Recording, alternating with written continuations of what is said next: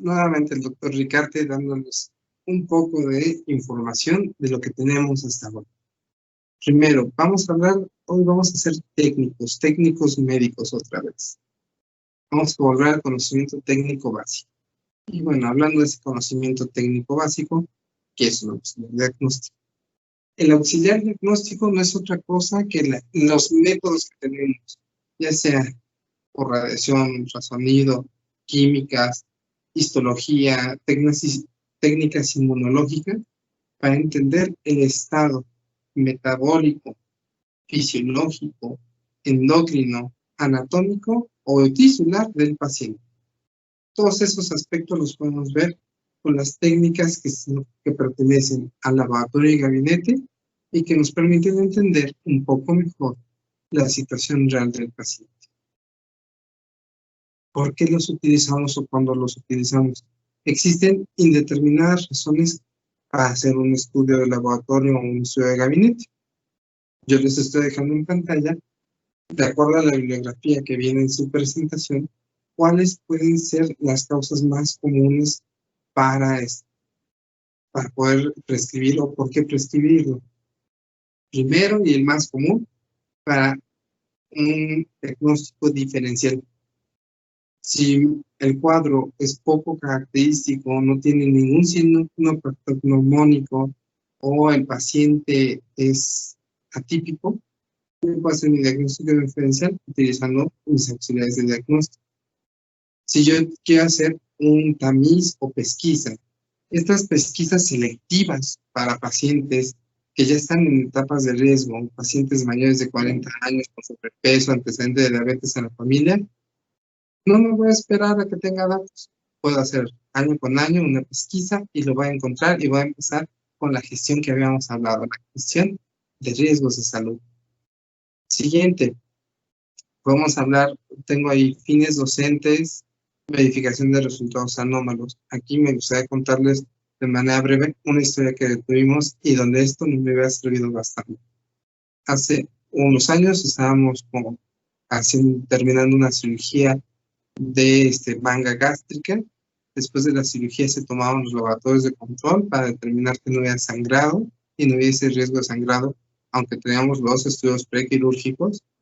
Y durante estos estudios posteriores a la cirugía encontramos un TPT, si mal no recuerdo, de 10 veces el valor normal. Se encontraba muy elevado, como si estuviera anticoagulado el paciente. De hecho, INR también se encontraba elevado. Empezamos a hacer la gestión porque era medicina privada para que su aseguradora nos diera los insumos para el tratamiento y los autorizara. Y antes de que pudiéramos insertar una aguja con el medicamento, se nos informó que el laboratorio había cometido un pequeño error. Se movió el punto un poquito fuera del lugar, 1/10. Eso significó que estuvimos a punto de realizar una iatrogenia y si hubiéramos sabido en un momento, hubiéramos hecho una validación de resultados completamente numéricos. También podemos utilizarlo para evaluar otras formas o variantes de la enfermedad, la evolución del paciente. También podemos utilizarlo para evaluar un paciente que ha estado grave o que está inconsciente. Nos sirve para todas las características médicas que ustedes ya conocen. Aquí las estamos ordenando nada más un poquito más de acuerdo a la bibliografía. Siempre hay conceptos de por qué prescribir y por qué no prescribir. ¿Por qué hablamos de esto? Bueno, vas a tratar un momento extra de diapositiva. La bibliografía maneja dos cosas importantes. Una, ¿cuál es la cantidad de estudios adecuados y cuál es la cantidad de estudios necesarios? Si creemos en nuestra bibliografía, que son tanto de entidades públicas como privadas, españolas, mexicanas y americanas, todos refieren que debemos de hablar que de cada 100 consultas, entre 25 a 35 de ellas necesitan sí o sí un estudio para su diagnóstico, seguimiento o valoración. ¿Por qué? Porque los casos de los pacientes o están en el debut o están en descontrol y necesitan realizarse ajustes. Eso es lo que ven en la gráfica de colores más oscuros, donde dice diagnóstico según la medicina basada en evidencia.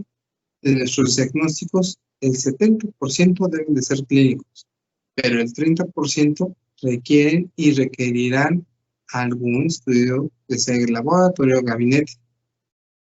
En cambio, bueno, en Previta, hoy tenemos que hablar de este punto, pues los resultados actuales o lo que nos arroja la estadística que generan nuestras actividades como médicos es que de cada 100 consultas, solamente una tiene una prescripción. Sé que la mayoría de los pacientes seguramente son de casos agudos, pero teniendo un 80% de la población con obesidad a nivel nacional, teniendo la probabilidad de 60% aproximadamente de tener contacto con un paciente diabético en la atención clínica, tenemos la oportunidad de ejercer mayores controles y acercarnos un día más a esa visión que tenemos, que nuestros médicos sean líderes indispensables en la gestión de riesgo. Que en todo el mundo sepan, este médico trabajó en Previta, sabe gestionar riesgos de salud. Y eso me lleva a la diapositiva anterior. ¿Cuáles son los beneficios de que yo use esos auxiliares basados en evidencia? ¿En qué momento yo prescribo correctamente? ¿En qué momento yo solicito correctamente y no caigo en uno de los dos grandes problemas de la salud en auxiliares diagnósticos? No subdiagnosticar o no sobrediagnosticar. Lo hago mediante una prescripción basada en la evidencia médica. Hoy, por ejemplo, tocamos el tema de diabetes. El tema de diabetes, seguramente todos ustedes ya lo conocen. Todos ya se acuerdan de las guías de la ADA, donde teníamos que realizar una prescripción adecuada de estos estudios. Primero se evaluaba con la glucosa en ayuno de por lo menos 8 horas. Si salía alterada, se volvía a tomar el estudio. Se podía o no evaluar con hemoglobina glucosilada, también con la curva de tolerancia. Eso es un ejemplo de medicina basada en evidencias, porque en la guía 2020, si gustan, se los ponemos también a disposición en el catálogo de capacitaciones. La guía 2020 hizo un cambio y actualmente es la hemoglobina glucosilada pareada o tomada con una glucosa, aunque no esté en ayuno, o con una glucosa postprandio, nos permite evaluar si el paciente se encuentra controlado, es diabético o prediabético, y cuáles son las medidas que vamos a tomar más adelante. Les estoy dando este ejemplo porque, bueno, estamos hablando de una enfermedad muy común, una enfermedad abundante en el ser humano, y además cuya perspectiva cambió de un año a otro. Si utilizamos estos cambios más nuestra experiencia clínica, vamos a tener diagnósticos certeros, vamos a tener diagnósticos rápidos, vamos a ser asertivos en nuestras habilidades clínicas y eso nos va a traer beneficios. Desde los beneficios, obviamente conocidos de todos, el de prestigio, es el doctor con el que normalmente voy, o vamos a tener mejor eficiencia, es decir, las consultas van a durar el tiempo adecuado y los pacientes van a acudir con nosotros para seguimientos y no para reclamos de es que me tomé medicamento y no funcionó.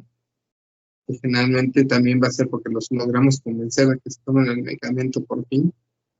Vamos a tener reconocimiento, ese pasar de boca en boca del doctor sí sabe atenderme, y vamos a tener otro beneficio, que es el beneficio de, vamos a llamarlo así, los bonos económicos de la prescripción que hayamos realizado.